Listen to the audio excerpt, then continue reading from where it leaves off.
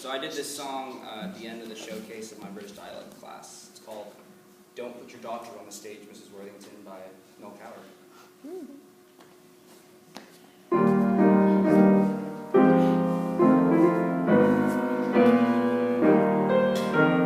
Don't put your daughter on the stage, Mrs. Worthington. Don't put your daughter on the stage. The profession is overcrowded and the struggle's pretty tough. And admitting the fact she's running tack, that isn't quite enough. She has nice hands to give the wretched girl her due, but don't you think her bust is too developed for her age?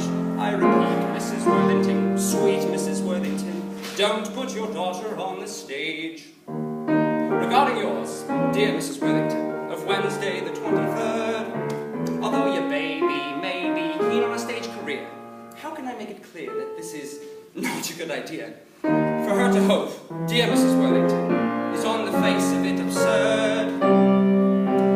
Her personality is not in reality exciting enough, inviting enough for this particular sphere.